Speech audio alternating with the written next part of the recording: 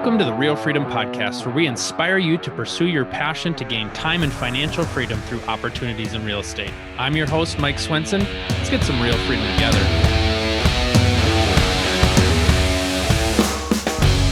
Welcome, everybody. We've got another exciting show for you here on the Real Freedom Podcast.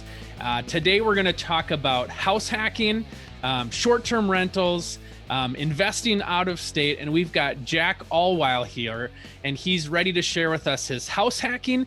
And then in addition, he was formerly an actuary, and he does some sports betting. So we're going to talk about that a little bit too, and talk about how he's building wealth through these different avenues and opportunities in real estate, and a little bit outside of real estate as well. So welcome, Jack. We're so excited to have you. Why don't you just share a little bit more? Thanks so much for having me, Mike. So I grew up in a very small town in Michigan. Mm-hmm.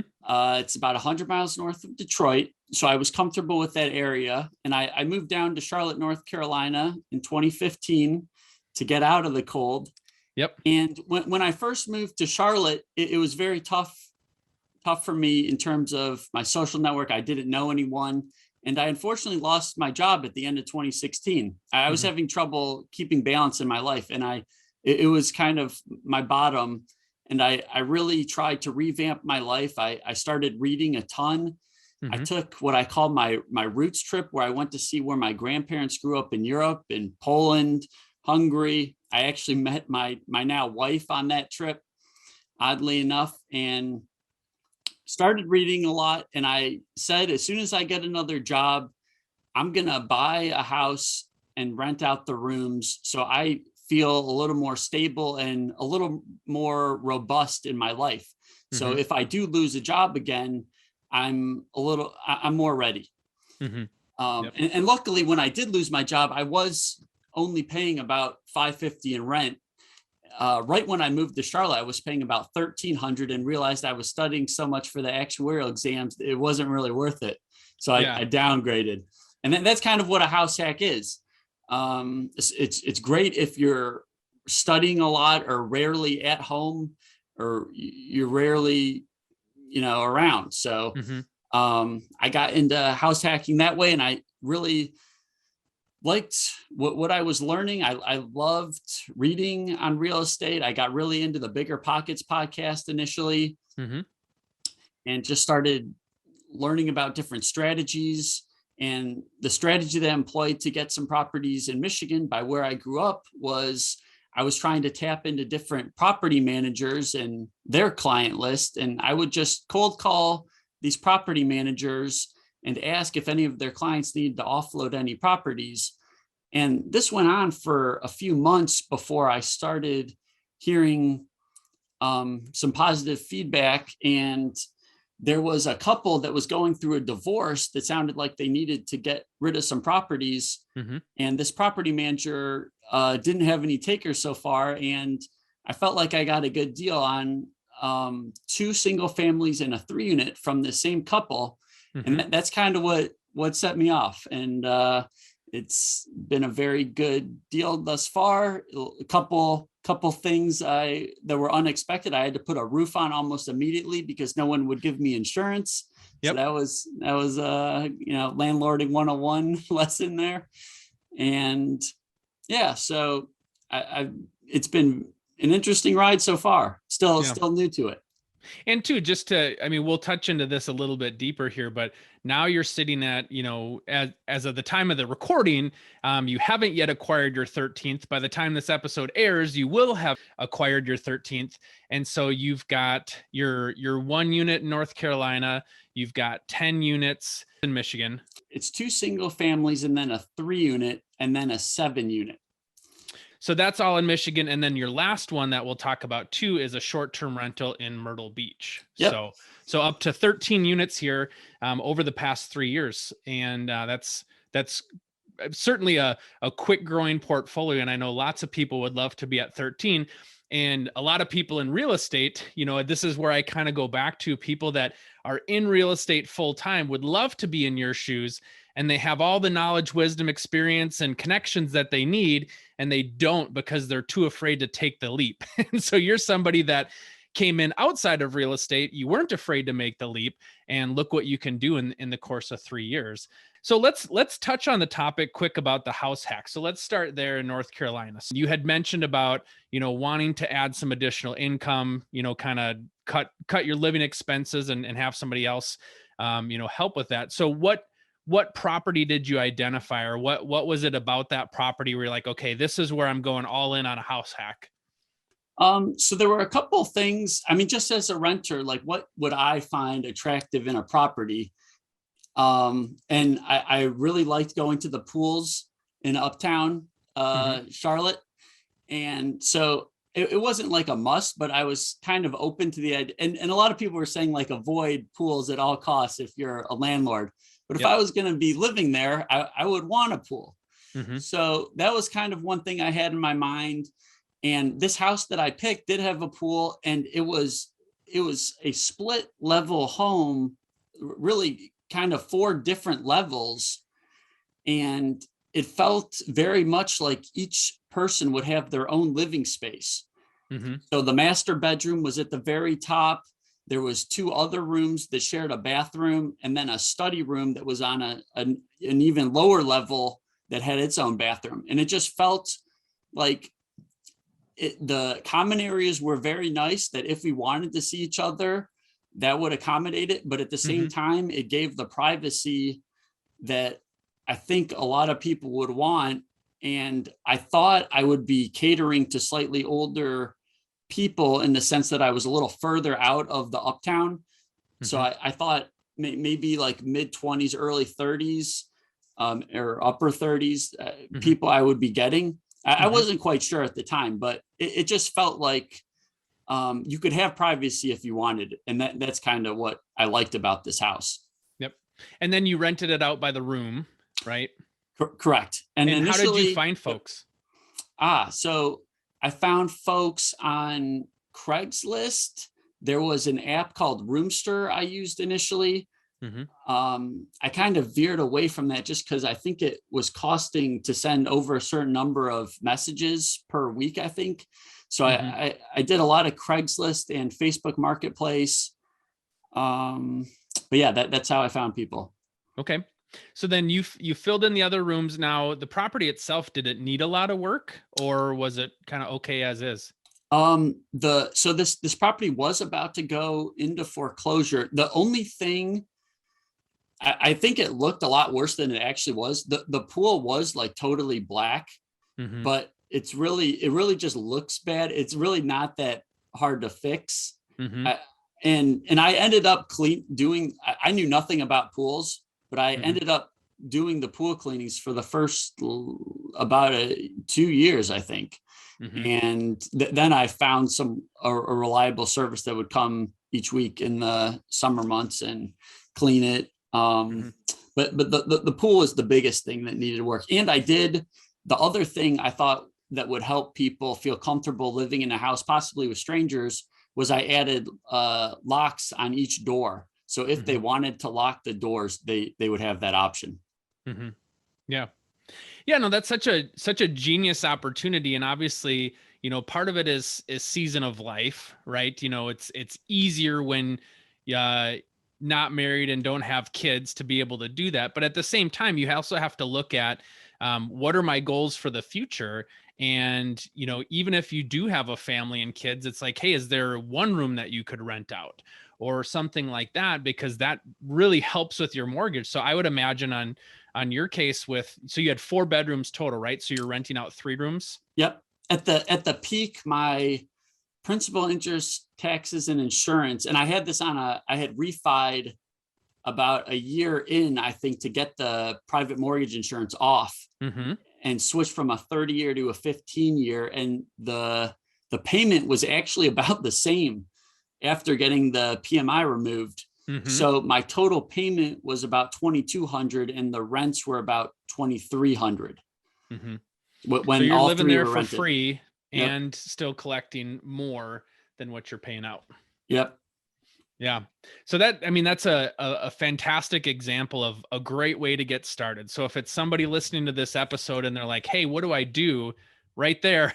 That's about as great of an example of what you can do to really launch the rest of your kind of real estate career here as an investor. So, okay, so now you've got that. So I know you had told us a little bit that you were calling property managers. So now, what prompted you to go get those additional units, and then what helped you to land on the strategy of let's go call property managers in Michigan? Now I know you lived in Michigan, but why not call folks in North Carolina? Mm-hmm. So it started with just listening to a lot of podcasts and kind of compiling all the different strategies. I mean, it's kind of overwhelming, and you're also listening to people that have done it for years. So it's kind of, it's overwhelming and somewhat frustrating when you listen to some of these people that are ultra successful. But I tried to just say like, okay, like what did they do initially? And a lot of it is just taking action. Just trying to do a couple things every day, even if it's just 1 or 2 phone calls every day. And if you just keep doing it every day, the results will come. And at the time in Charlotte even in 2017, there was a lot of construction coming here. And I just felt like the rent ratios looked like they were not as great as they originally were. And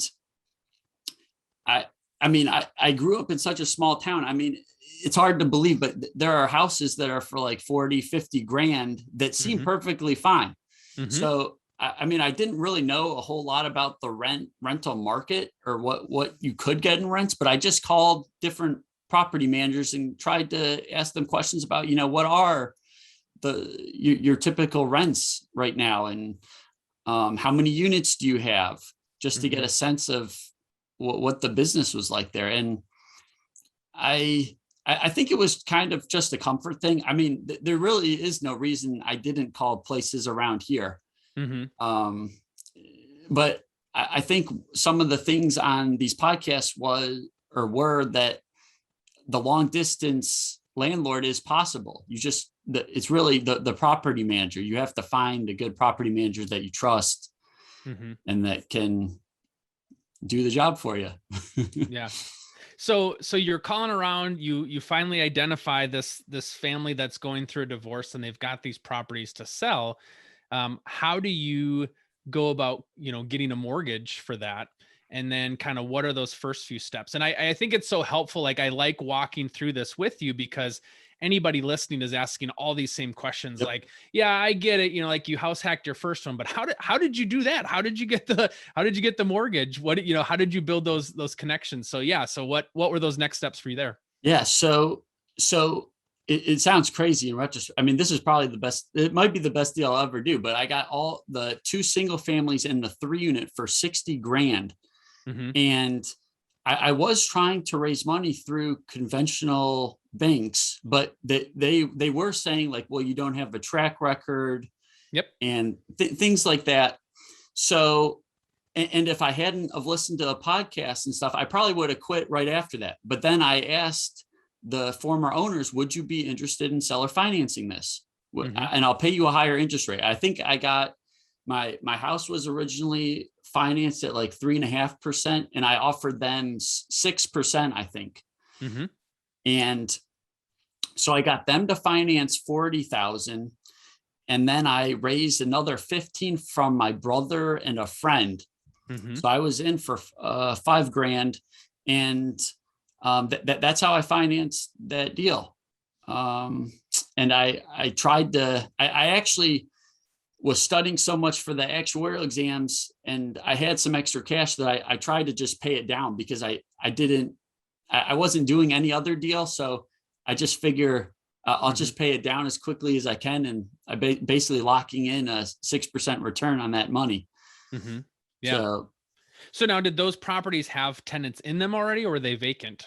They were all rented. I did have that first year, I had 2 evictions in the 3 unit. So I did it. We did have to go through that, but in the, I think I'm now at 3 or 4 evictions total on those since the end of 2018. So it's been pretty good on those 5 units. And now the property manager that put you in touch with those people, is that the property manager that you're currently using? I am. It was a smooth transition. He already knew the properties. He had been managing them, I think, 4 or 5 years prior to me getting them. And I just decided, why not continue using him? Plus, he was the one that facilitated the deal for me. Mm-hmm. Now, for those folks that are wondering, how long did it take making those calls? So from day one, where you're like, I'm gonna go get another property, to, hey, now I found these properties and I have this sweet deal that Uh-huh. sounds too good to be true in hindsight.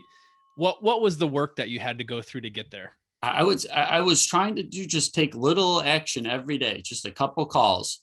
Mm-hmm. And I was probably rotating between, I think it was like 4 or 5 property managers in that general area.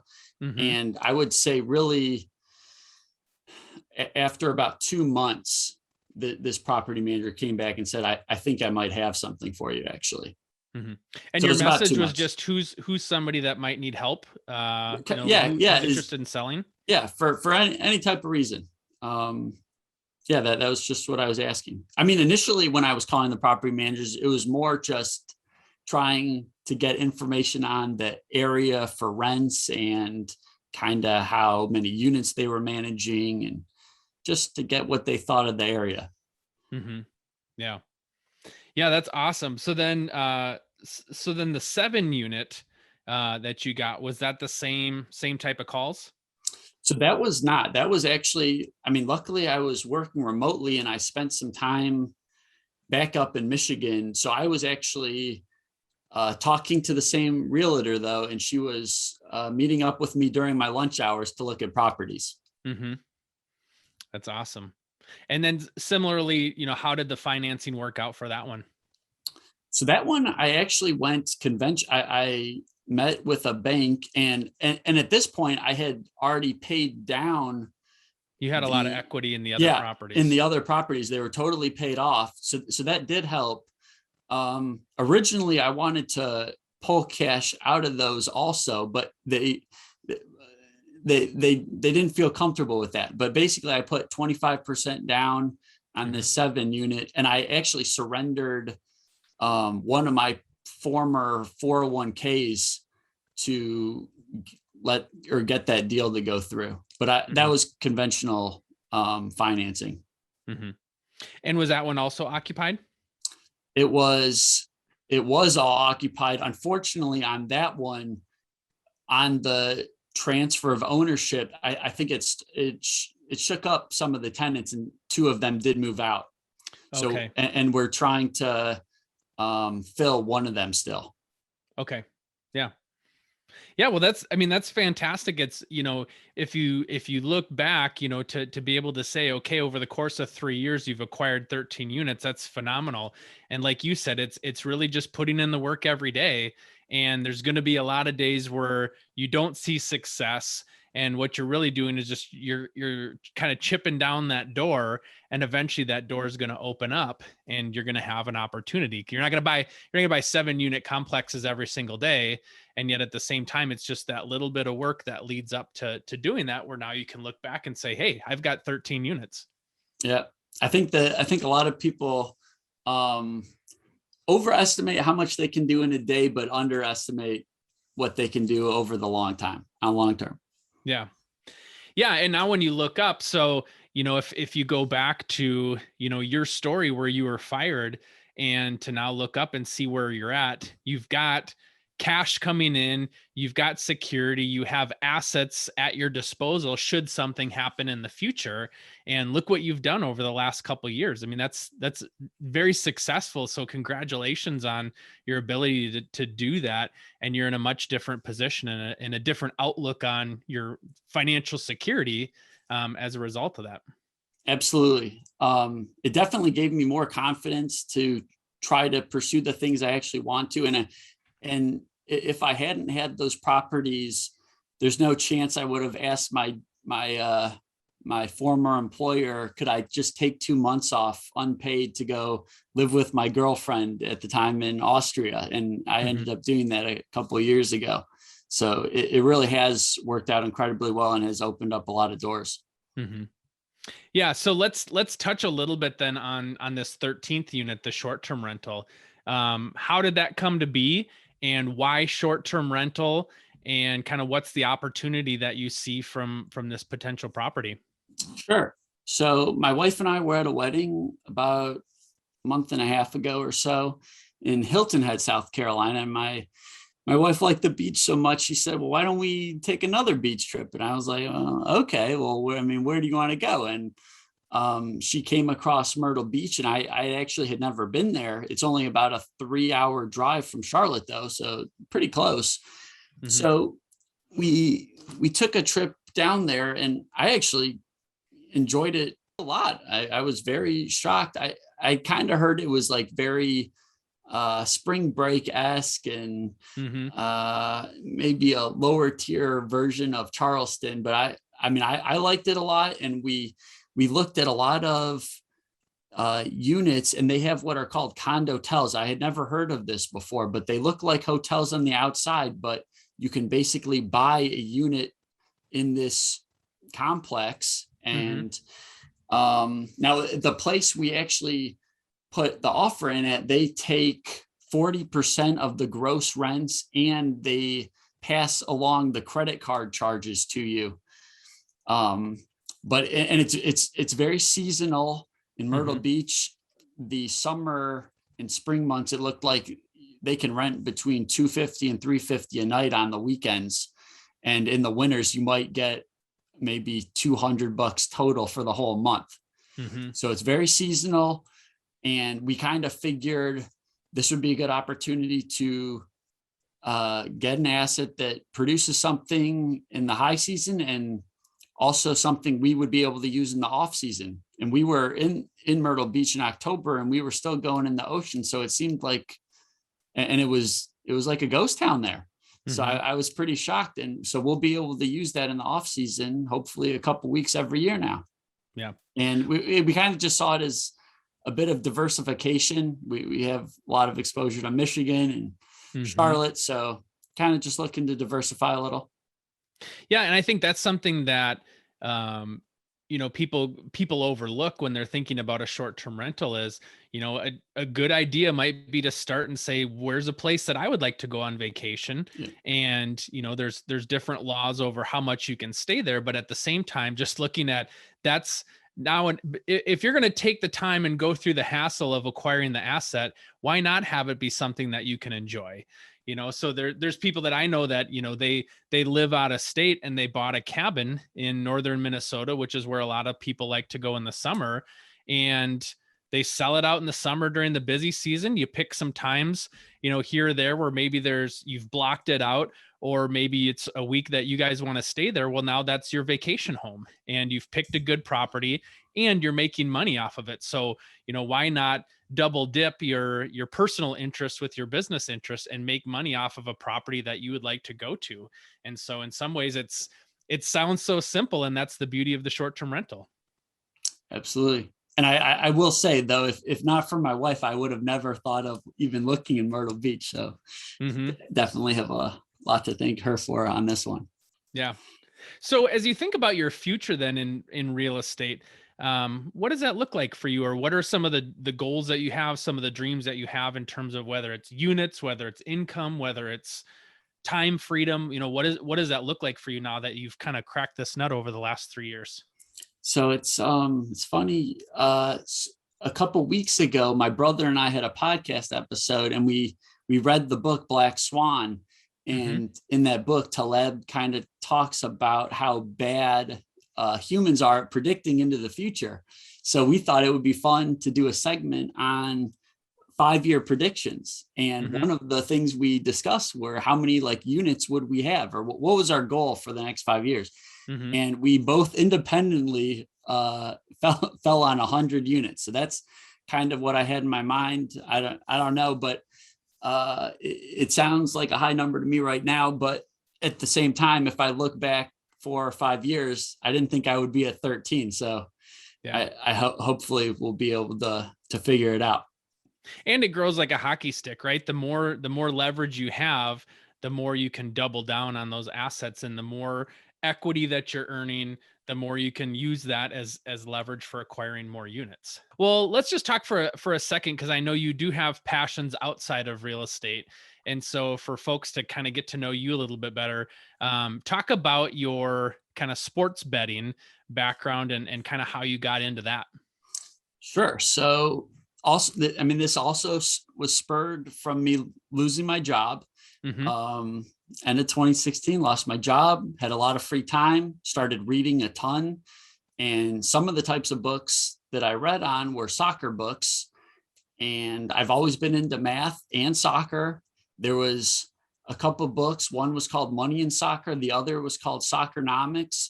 One of the two authors, Professor Szymanski, actually still teaches in the kinesiology department at the University of Michigan.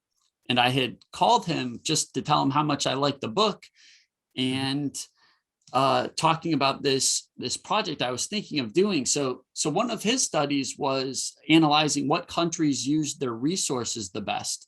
Mm-hmm. So he was looking at GDP per capita, the populations of countries, and then also the number of international appearances a country had played in.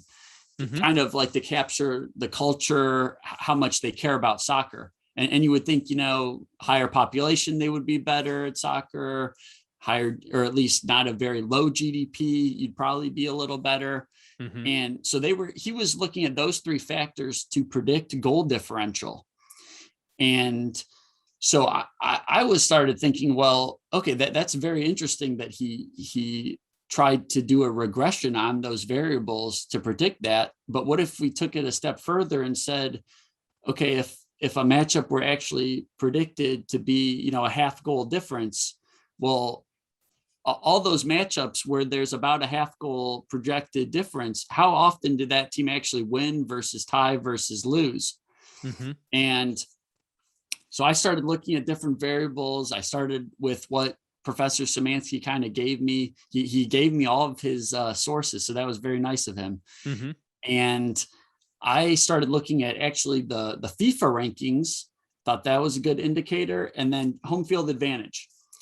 So I recorded, I think it was about 2,000 games from 2006 up until the 2018 World Cup. Mm-hmm. And just started doing a lot of regression to see those predicted goal differences and trying to put them more into probabilities. And then I would translate my predicted probabilities with what like Las Vegas or other sports books were offering, mm-hmm. and just try to bet on the ones that I thought were a good value. And we did bet on France winning. Unfortunately, we ended up losing a little bit money overall. And when I started trying to analyze where I might have gone wrong, and it seems like it was more the allocation, because it was kind of just, okay, this is a good value, this is a bad value, but I wasn't really disciplined in how I was allocating the money. And that transformed into my post analysis and the book, Make Better Bets, which is now on Amazon. That's awesome. And kind of going back to, when we talk about building freedom to do what you want, how you want, when you want, it's fun that you get to dig and spend a lot of time into what you like, which is math, sports betting, soccer, and then also real estate. So it's about building that life, and you get a choice to be able to spend your time how you want to spend it as the result of what you've done on the real estate side. So I think that's just a great example of showing how you can do what you love and live a life that you want to live versus previously, working a job that may or may not have given you what you wanted. And at the end, it ended up not working out. And look at what happens if you're with your life as a result of that. Absolutely. Thanks so much for, spending the time going through things with us. So Jack, for folks that want to learn more about you and your story, how can they learn and get a hold of you? Sure. I do have a blog called Fired to Fire. I think I'm the only Jack Allweil on LinkedIn, so feel free to reach out to me there.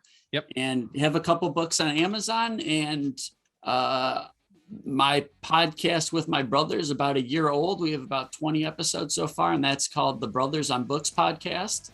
and we just read nonfiction and discuss it. It's been a fun passion project. So that's where they can find me. Awesome. Well, thanks so much for coming on.